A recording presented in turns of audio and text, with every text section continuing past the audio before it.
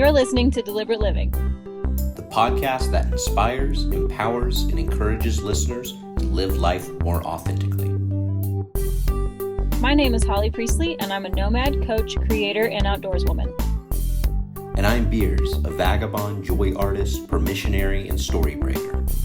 We explore different ways people choose to ditch the prescribed life we've all been sold and live on their terms, finding freedom and happiness however they choose. Hello.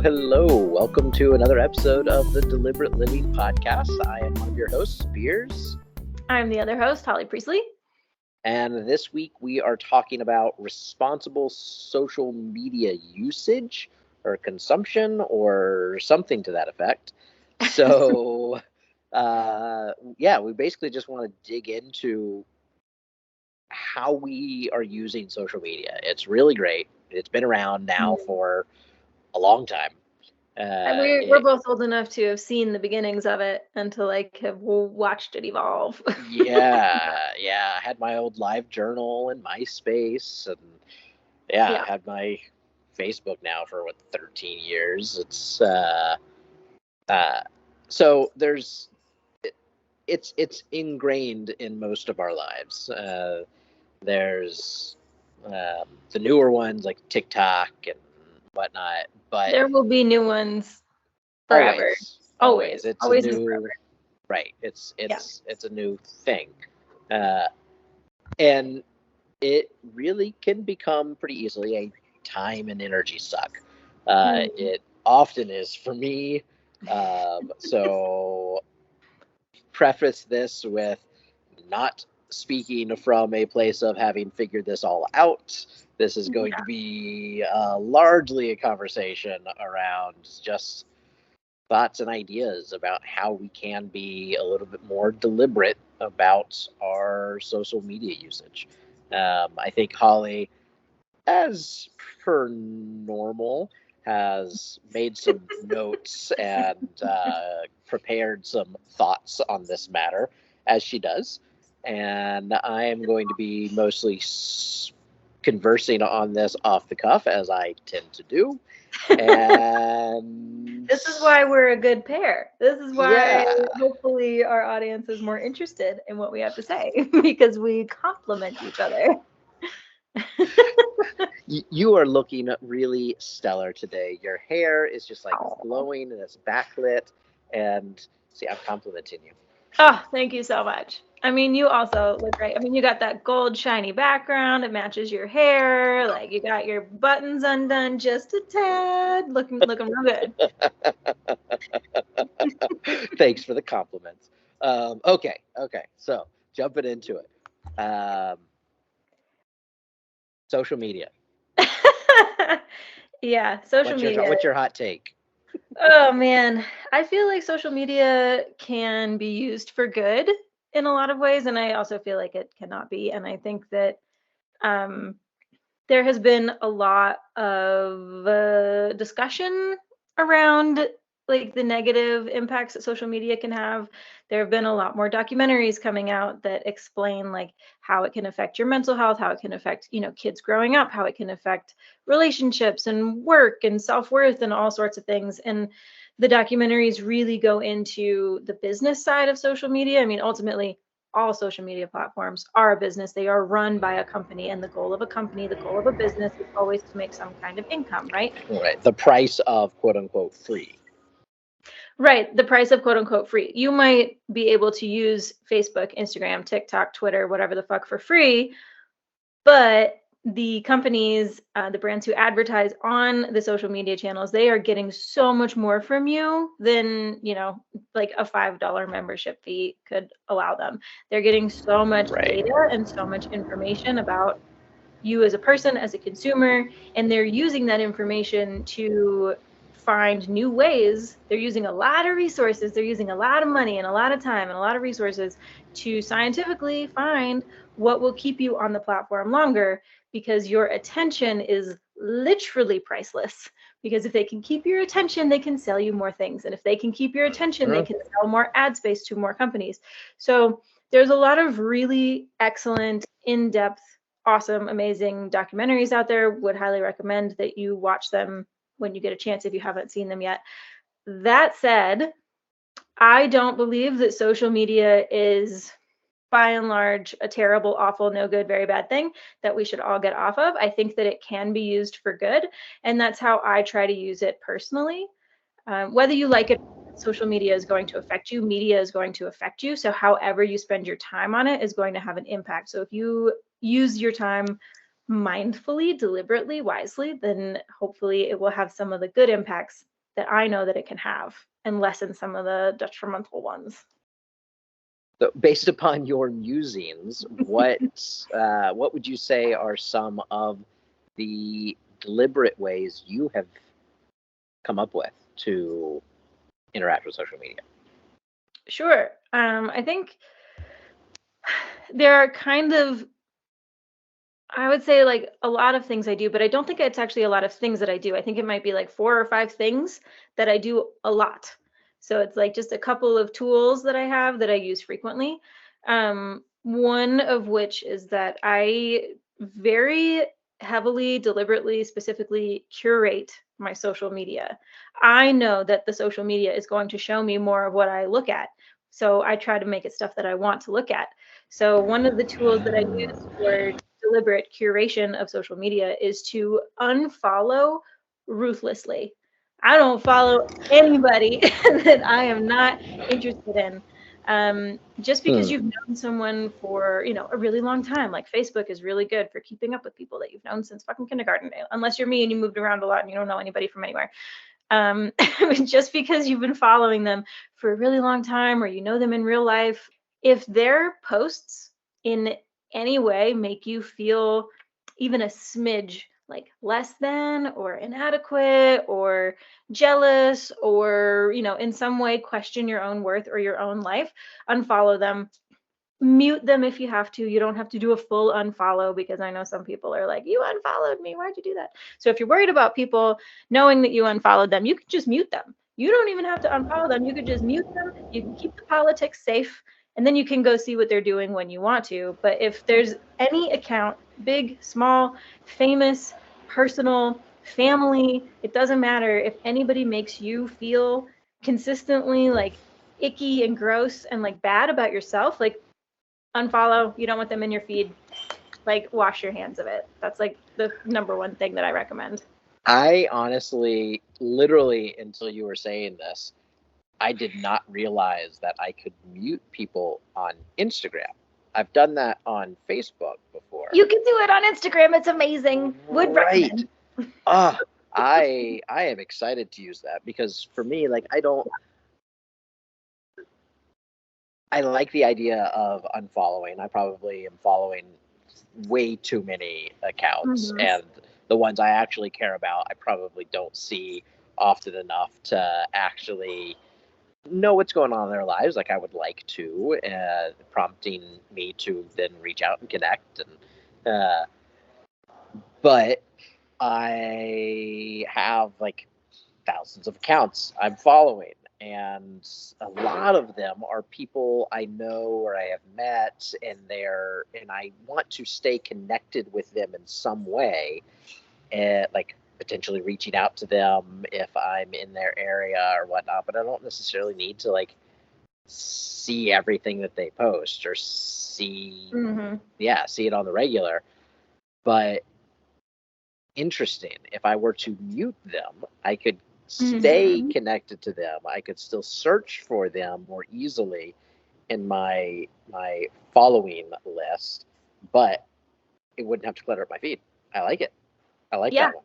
Yeah. Good idea. And as of the recording of this podcast, like within the last 48 hours or so, Instagram has now reinstituted the chronological feed. Oh. So for the last while, years probably, Instagram took away the chronological feed, and they've just been showing you like algorithmic feed, like what they think you want to see. But now, as of just the other day, as of this recording, they now allow a chronological feed. If you go to Instagram and you go up in the top left corner where it says the word Instagram, there's a little drop down arrow, and you can click on following and favorites. And if you click on following or favorites, you can see it, everybody that you're following, not any suggestions of anybody else, and you see it in chronological fucking order. And it is a game changer. And that's what so many people wanted, because they don't want to miss what their friends are posting. Like, on the one hand, like I said before, I deliberately curate my feed because I know that the algorithm is going to show me more accounts like the ones I look at. So I try to make sure the ones I look at are good so that I can be introduced to more good accounts. Cool, fine, whatever, work with the technology, not against it. But now we can see a chronological feed and we can see the actual humans that we follow, the actual accounts that we follow, and it's amazing. I had no idea that you could do that. I'd never even noticed that little drop down arrow next to the It's word brand new. Instagram. It's brand new. And cool, sweet. Yeah, you didn't miss anything.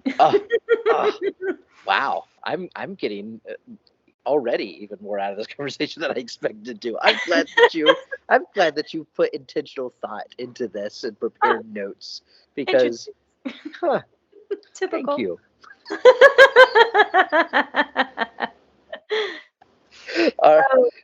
So what's next?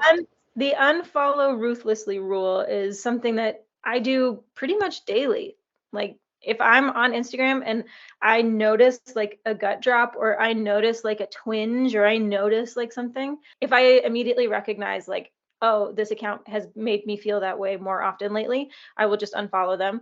If it's a twinge that I'm not really familiar with, I'll go into the account, I'll scroll through their stuff and be like, how does this actually make me feel? Is this like a one-off account, or is this like something that makes me feel icky most of the time? And then I'll unfollow them, or I'll mute them, like whatever I think is necessary. So I do that daily, like all the friggin' time. So then the flip side of that coin is that I follow very thoughtfully. I curate my account deliberately, by being super thoughtful about who I do follow. I try to find people and accounts that will inspire me in some way, that will make me feel better, that will make me feel uplifted and lighter, that will teach me something, that will make me laugh. That's a really big one. Sometimes some of the accounts I follow are strictly for the giggles. Like, I just want to be made to laugh like a couple of times a day. That is it. What's the one with like the aliens doing everyday human Nathan's things? Pile, I think. Yeah. I love Oh my those. God, so funny. Yeah. So thoughtful. Yeah. So I try to follow accounts like that are like funny or inspiring, that have like good news to share most of the time. I follow some accounts that I know will teach me things about like psychology or sex and relationships or business or whatever. Because if I'm going to be addicted to social media because that's their goal, I might as well get something out of it. So if this is something that is like kind of new to you, you know, you didn't know you had a chronological feed, you didn't know you could mute accounts, you didn't know these things, yeah, spend some time, like deliberate time, going through, like you can go through your follow list and be like, how does this make me feel? Yes or no. How does this make me feel? Yes, no, or mute. You got options. But you know, when social media first started, it's changed so much in the last 15-20 years. When it first started, it was just people that you already knew on like MySpace or whatever, you know, maybe things like Tumblr or LiveJournal, maybe you could like seek out and like find new people. But even Facebook, when I joined Facebook, I was in college and you had to have an approved college email to like prove that you were part of it. Right. Because it was only for colleges for a while. And I went to such a small school that it had like just gotten approved or something. And I got on. And then the only people you're friends with are other people who are like at your college or at another approved college.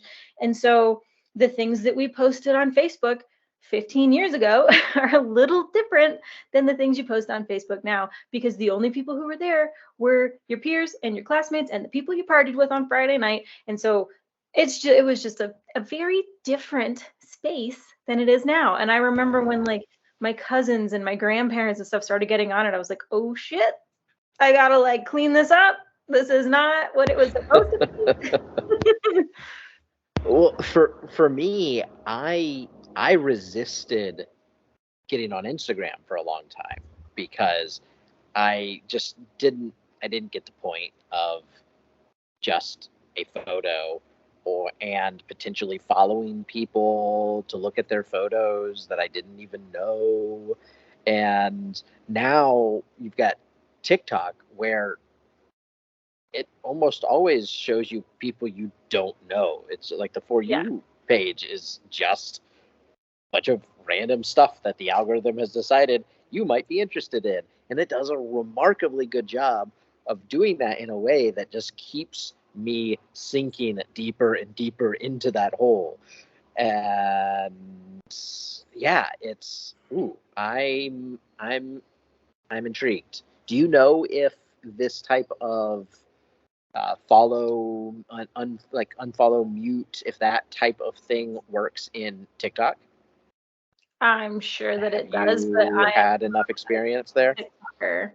Okay, yeah. That is just not a platform that I've really dived into. I think I have an account. I think I made like 2 videos and then I was like, I don't really know about this. And that's another thing, be mindful about which accounts you're on. Uh, we can talk a little bit about social media for business, later in this episode or in its own separate episode if you guys want. Um, but don't be on social media that you don't find to be useful and uplifting and inspiring and encouraging in some way. And I think TikTok is really like funny and amusing. I don't personally see enough value in it for me to be there. I'm on Instagram. That's where I find the most education, inspiration, laughs, friends, actual human beings that I know. Um, I'm not really on Facebook anymore because it's just kind of a messy space. I use it because it can be really useful, especially living in a small town. Um, but like I'm not really like my personal preference is Instagram. That's where I spend most of my time. Yeah, I agree for the most part. I think with TikTok, I've definitely, like, there's the echo chamber stuff is way to the max there. However, it's been fascinating to see so many videos around people talking about their experiences with things like ADHD, Yeah. and just tips, and just seeing how many people there are that have the same types of experiences, and like the algorithm starts to get to know that, like, oh, I like seeing videos along those lines. And it's really amazing in that regard. um, and also, like, the dances that are fun and stuff to watch, like, they're mostly time wasters. I'm mixed on that, because on one hand, like, dancing, like, has value. It's an art, Mhm. and whatnot. And also, like, I can get lost in watching 2 dozen people do Mm. a dance to the same song with minor variations. And why? Yeah. Because it's there. So I think that is part of mindful media consumption, mindful social media consumption is like knowing kind of the boundary between like, I need just like a refresher. I need a little bit of a dopamine drip right now. I've been working really hard. I just need a break. And like just having that, right? It's like just having one cookie and not like 10 cookies.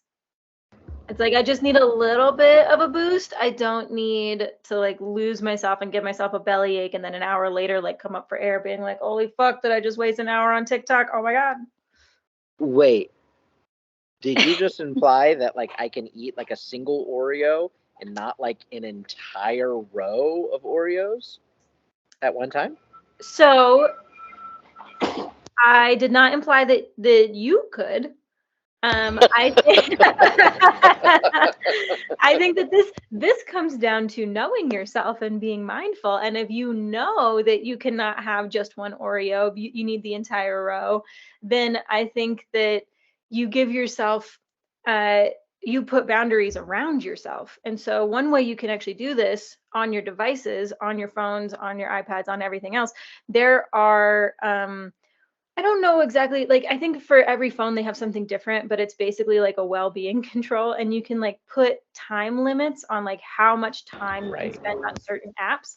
I've done this with social media specifically because I will find myself just like scrolling. And my mental health is very correlated to how much time I spend on social media. So if you cannot have one cookie and put it back, then you can set yourself up and maybe like pre-package the cookies so that you can grab one bag with one cookie and not the entire box. And you could do the same thing with social media. You can set yourself up with like a 1 hour time limit a day, which is a very small amount of time. Once you look, you're like, oh my God, an hour a day on social media. But like, how often are you going to get to that 1 hour at like 10:30 in the morning and be like, holy shit, how have I spent an hour on social media already? Because it's addictive, because that's the point of social media, because they're spending so many resources on getting you to be there more often and for longer periods of time. So prepackage it for yourself, know yourself, give yourself your own boundaries if you have a hard time pulling yourself away from it. I like it. I like it. I definitely, for myself, I have tried setting like the screen time alerts and whatnot, and generally it will pop up and tell me I've spent too much time in there, and I just dismiss it and go back about my business or turn it off to continue doing what I want, because by the time that pops up, I'm generally just like so far down the rabbit hole. I'm just, this is how I'm going to spend my time for this evening. So I know some people who also, like, if the screen time limits aren't effective for you, they make it really not hard, because phones don't make anything hard except using them as a phone. They make it more challenging for themselves to like see the apps. So they'll like group all of their social media apps into a folder within a folder within a folder, and they'll put it like 5 slides over on their phone. It's not on their main, it's not like as soon as you pull up your phone, it's like the first thing you see. But you have to go like look for it, which is just another one of those like, if I don't see it, am I really gonna want to see it?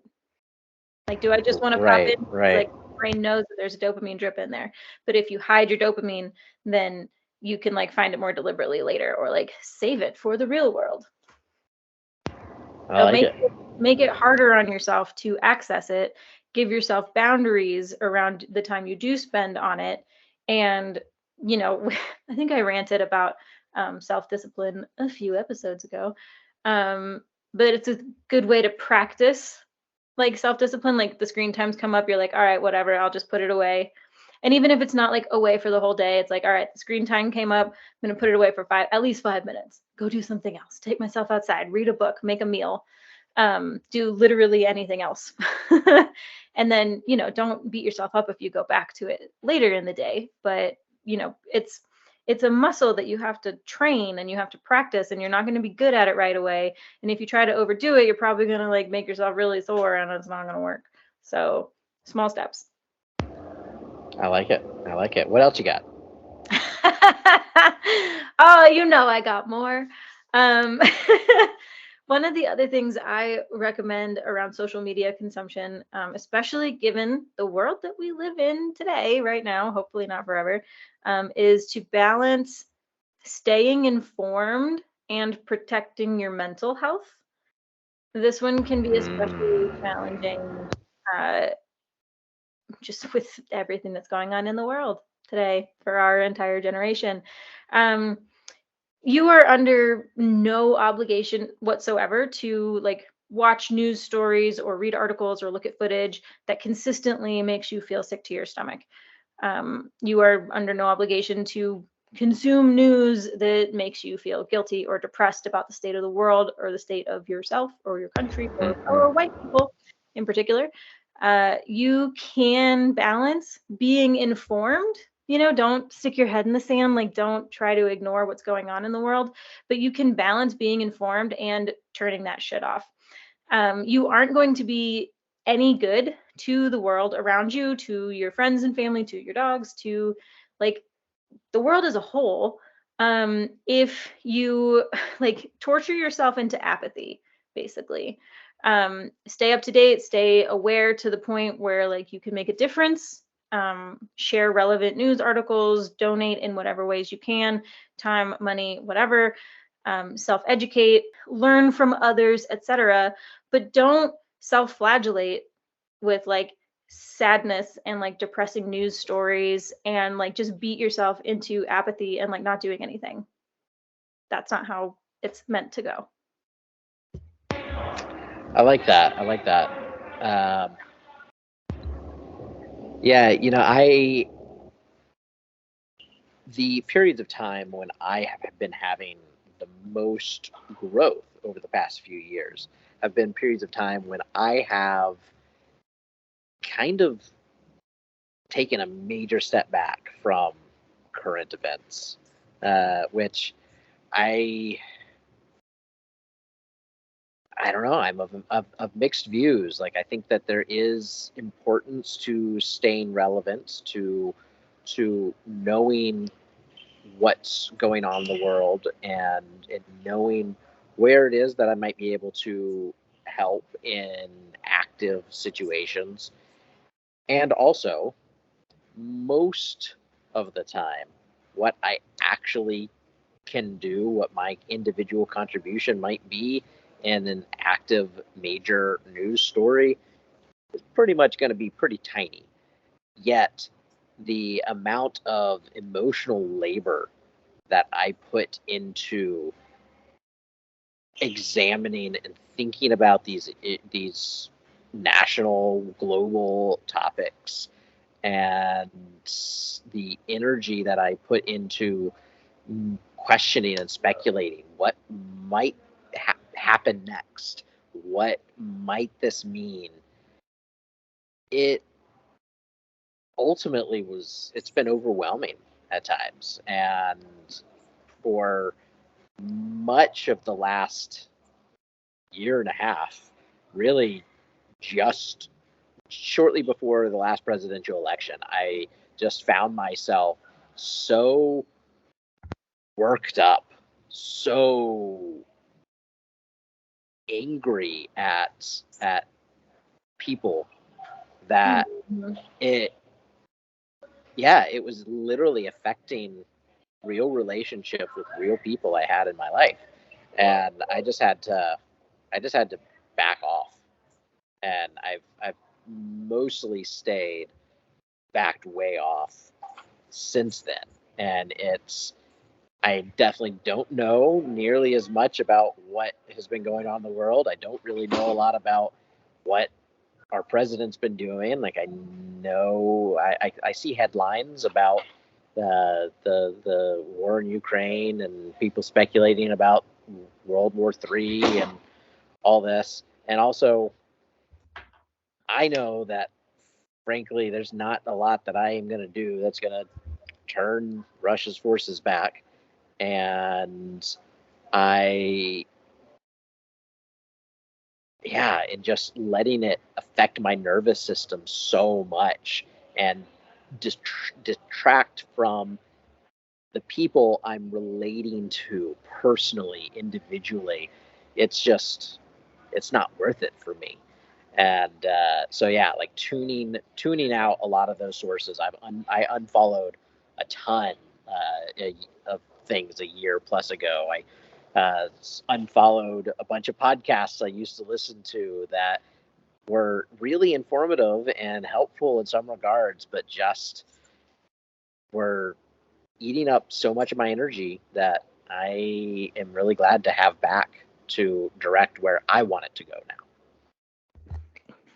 Yeah, absolutely. And I do think that there is power and value in staying informed.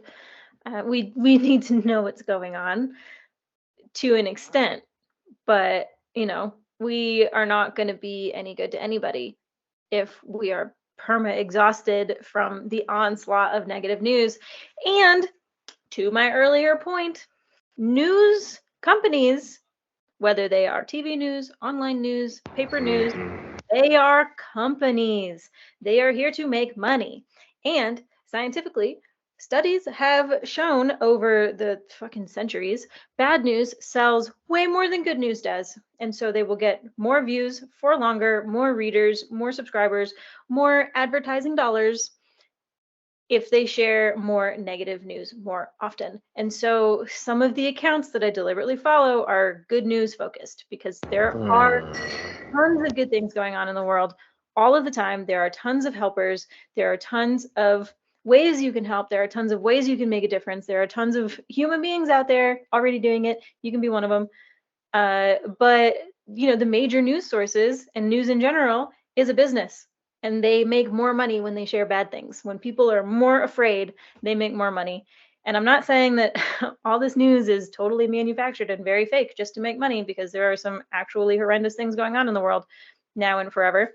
And like, you need to be informed on those as well, but that's not the only shit that's happening. There are good things happening in the world too. So there's a balance, and I don't get to tell you what that balance is for you because everyone is different. Some people are like, I can handle 12 bad news stories a day. And some people are like, I can handle 2. And some people can handle 200. And that's fine. And what you can handle on any given day is going to differ as well based on what's going on in your own life, your actual sphere that you can impact and have a difference on. And so balance that for yourself. Keep it a fluctuating mix of things based on what you can actually realistically handle. All right. So what else? I know you got more. I do. I've got one more major one that I think is really important, and this is the number one benefit that I have seen and that I consistently see with social media.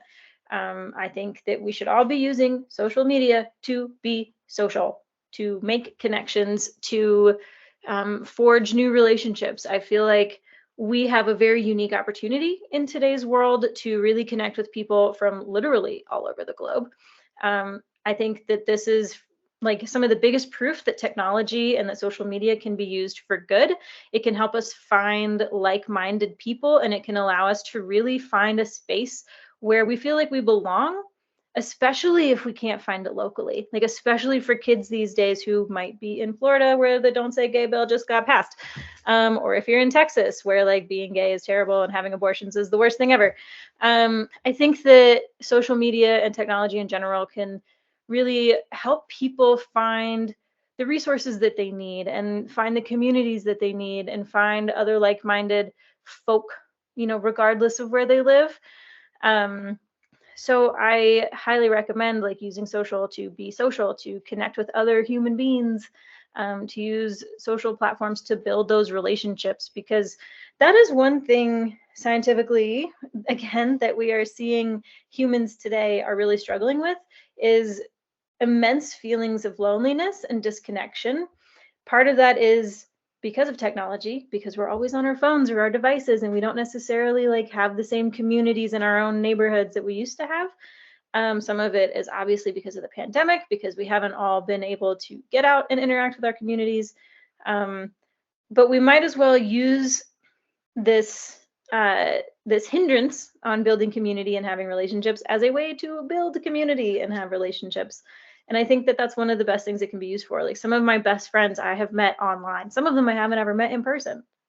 And that's just because of the internet.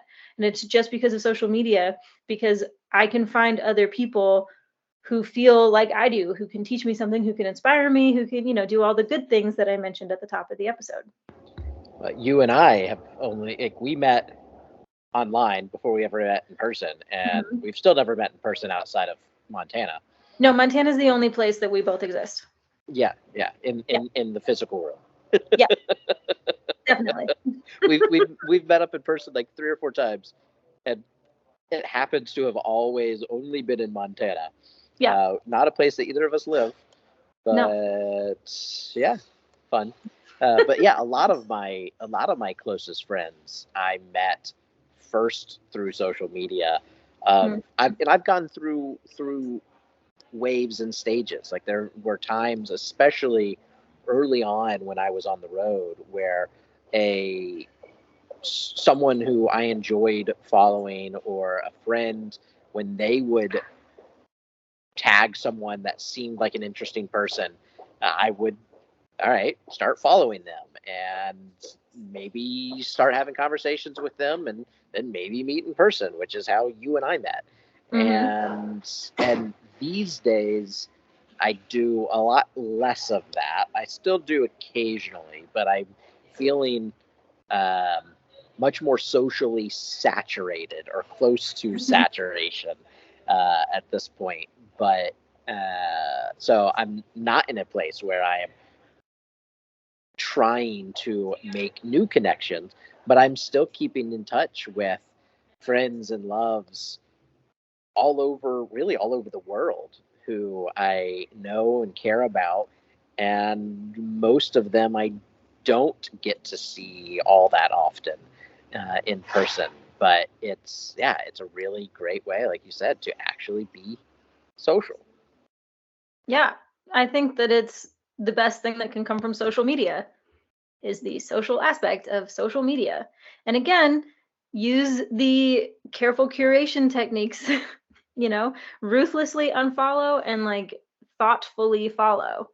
And I think that it can be used to, maybe even find the love of your life. I don't fucking know. I haven't met that person yet, but I will let you know when I do if it was through social media. I love it. I love it. I feel like it's been really fun seeing the evolution of people meeting people online. That it used to be a big taboo thing of how are we going to actually tell people we met, Mhm. because and now it's not that at all. I saw a funny meme not too long ago about how, growing up, like don't get in a stranger's car, don't meet people on the internet. Yeah. Now we use an app on the internet on our phones to call a stranger so we can get in their car. Yeah, exactly. It's completely flip-flopped. It's wild. Like back in the day when like dating apps were brand new or, online dating was brand new, it was like, how are we going to tell people we met? We can't possibly tell them we met online. And now it's like, which app did you meet on? Because nobody Right, meets in real life anymore. Oh, it's so fascinating. Yeah. Yeah, I think it's really interesting. And so to pivot what we've been talking about, the majority of this episode so far has been about mindful consumption. So let's talk a little bit about mindful participation, mindful creation, and how to know how much of yourself to give to these platforms. Because if you're going to be using them mindfully and consuming the things that other people create, the chances that you want to contribute to that and you want to create something, you want to have your own channel where you share your own photos, your own insights, etc. It's pretty good chances that you want to do that. But that can also be like a huge time suck and energy suck and can feel so many ways. I've talked to so many of my friends who are active mostly on Instagram because that's where I prefer to be active. And it comes up regularly that like I'm feeling burnt out, I'm feeling tired, I feel like I'm just shouting to the void and no one is hearing me. And so that can also cause a lot of the like mental turmoil that social media is known for. Yeah, you do a remarkable job of posting thoughtful content on your Instagram Thank you. I appreciate that. almost every day. And Sometimes. that it like I know that you've backed off a little bit on the frequency, Mhm. but it amazes me at how you're able to maintain that and use your energy effectively. And I know that you're a writer, so like writing is kind of just what you do. It's how I process things. Right. And also like what are my own relationship with uh active participation in posting and sharing on social media it's vacillated pretty wildly. Yeah. But and I can speak to that in a minute. But I do want to hear like what are your thoughts and what's your philosophy on what you post, the frequency at which you post, and your deliberate action around that. We're using the word deliberate a lot this episode. I'm liking it. I mean, whatever. I think that's fine. It's in the title. So my approach to content creation or posting on Instagram has, I mean, it's changed over the years because my frequency has changed, the things that I choose to share have changed, but my ultimate goals with it have largely remained the same. And it stems from a place that I think a lot of artists and writers and creative people have been or have heard about, and that is to write the book you want to read, create the art you want to see, make the movie you want to watch, create the music that you want to listen to. And so I curate my feed very deliberately and very thoughtfully to show me what I want to learn, what I want to consume, what I want to embody in my own life. And so I try to create basically that kind of content from where I am, right? If I'm trying to learn something new, I can't necessarily share that yet because I haven't learned it yet, but I can share a lesson that I just had. I can share an insight that I had. I can share frequently talked about questions, frequently asked questions that I have with my clients or that I have with my friends, or things that I talk with my therapist about. Like I can share things like that. And over the years, I've definitely become more open and more vulnerable about like what's going on in my own life. In some ways, I've also become a lot less open and vulnerable, but that's just a personal choice, right? Because I have my own personal boundaries of what I share, when, and why. But I regularly recalibrate like what content, what channels, what posts are feeding me and why, and how can I make more of that for the world? Because write the book you want to read. And so that's kind of my approach to it. I do try to be as authentic as I can in what I post. And so oftentimes that means that I'm writing the caption as I'm posting it. I do have some situations where I'll have an insight, like in the middle of the night or something, where I'm like, I'm not going to write a fucking caption about this right now. I'm not going to post about this right now, or it's not relevant today, or I already posted something about the podcast I don't want to post again. And I'll write down my thoughts so that I can revisit them later and then post them later when it is relevant again. So that's something that like a lot of businesses or business accounts will take into consideration, like making batch content, making it before you need to write it. Right. And that concept is fully like a personal decision, whether you are running a business, trying to grow a business, or whether your channel is literally just for your friends and family, you've got like 25 followers, whatever. Like your posting strategies might be slightly different based on what you want to share with the world. My page is public. I share with anyone who has the internet. Anyone who seeks me out can find it. And I do that on purpose because for the same reason I make this podcast, I want there to be more access, more stories, more representation, more resources for people out there who might be feeling the same way I'm feeling or have felt, because that's what I want to see more of in the world. And so that's probably just talking in circles about the same thing. But that's ultimately how I run my social media. Yeah, I definitely see that. I see that a lot in what you post, what you write, and the things that you choose to write about. I know for me, I've largely seen a lot of what I've shared on social media from kind of two lenses. One, the social lens of, okay, here's what's actually going on in my life, and here's something I did that was fun, or here's something that was really hard. And on that front, I definitely have backed off a lot.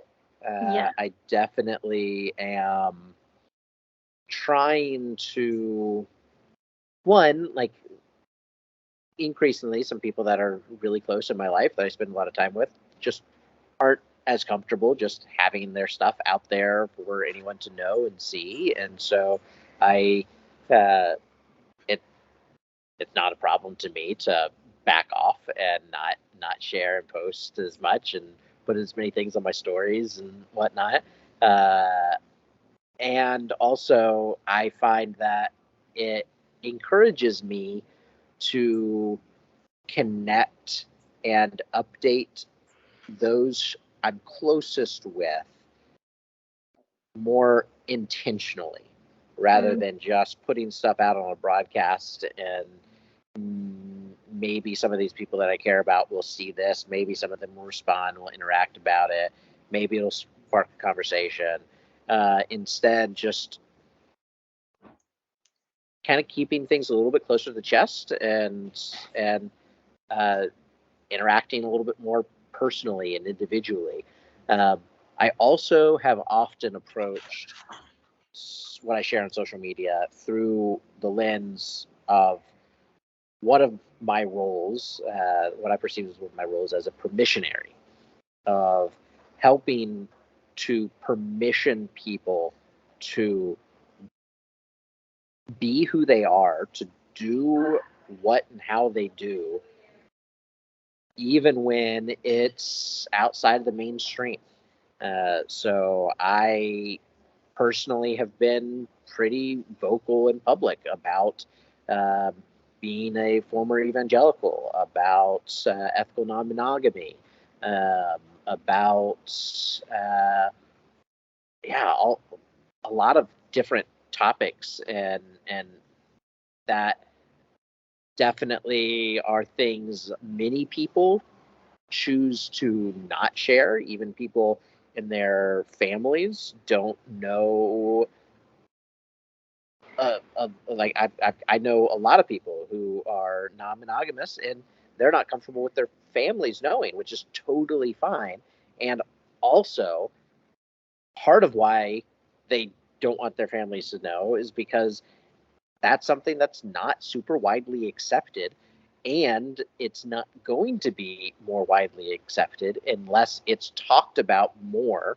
And so I, being someone who is comfortable being public about that, do often talk about it because I want to help encourage people to feel more comfortable embracing those things or whatever else they may they may feel social public resistance to about their being, about what's aligned for them. Um, and I want them to look at that and maybe say, oh, okay, this person is doing something outside the norm, and that's okay. I can too. And again, there's been a lot less of that lately. Not for any particular reason other than I just haven't felt the energy or draw to post much new. There's not a lot of new things I'm exploring that that I haven't already talked about. Although I also have this podcast now with you where I do end up talking. Share in other ways. Yeah, in other ways. But yeah, those have been my approaches to what and when and how I've chosen to share deliberately on social media, and again, toning it back in waves. I'm sure that there will be seasons when I will, whether it's on Instagram or maybe TikTok or maybe Vroom Vroom or whatever the next made up name is for a social media platform. Maybe I'll actually be more engaged with sharing and creating content again at some point. And that's okay as well. It's okay to share and not share as it feels aligned to you. Yeah, I think that especially for people who are using it primarily to be social, to share with friends and family what's going on, take a step back when you need to. Like, don't share what you don't want to share. Don't feel forced to share. Don't feel like you're failing if you don't share every day. Like, don't. If you are a freelancer, if you are growing a business, if you are, doing any of those things where social media is a marketing strategy or a sales strategy, Right. my advice is going to be slightly different. And so if you want to talk more about that, hit me up. Let's have a mini coaching session about it, because your situation is going to be 100% unique to you. And I'm not going to give blanket advice to people, because that's not going to work for everybody.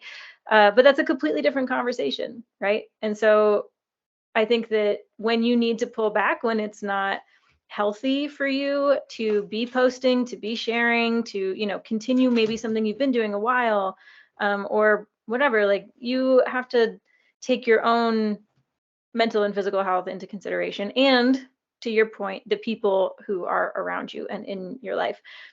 I don't have anybody in my life right now except my dogs. And so they don't seem to mind when I share pictures of them online. I guess they're not giving express consent, but I'm pretty sure they don't mind. I like it. I like it. Yeah, I feel like we covered the majority of like the major bases and a bunch of minor bases in between, with this episode. Yeah, I am, as always, I'm really curious how you approach social media intentionally, deliberately, mindfully. Please let us know. And if you know of a better way to potentially solicit feedback and to have a conversation on these types of things, please let us know that as well. There's every once in a while we'll hit on a topic where there will be some good conversation in the comments on our Instagram posts about it. We might get some messages and whatnot. And often we don't necessarily hear a lot, and which is totally fine. But we really would like to know if there's a better way to have these conversations to get your feedback. So if you've got ideas, let us know that. And of course, keep up with us on all the places. We are both on Instagram, Holly C. Priestley and the.nomadic.beers, and Deliberate Living Podcast. And we also have a Patreon for the podcast. We have begun putting some fun things on there. Holly, of course, has her own Patreon. That is a great place to support her and all she's doing. And yeah, what else have you got? Did I cover everything? I think you covered everything. Yeah, Wow. do the thumbs up, the 5 stars, the reviews, share with your friends, subscribe, notifications, all the things All the things. on all the social media channels, the algorithms really like when you interact with our content. So if you could just do that, that would be great. Awesome. Well, thank you so much for having this conversation with me, Holly. Thank you all for listening, and we'll be back next week with another fun episode. Bye. Bye.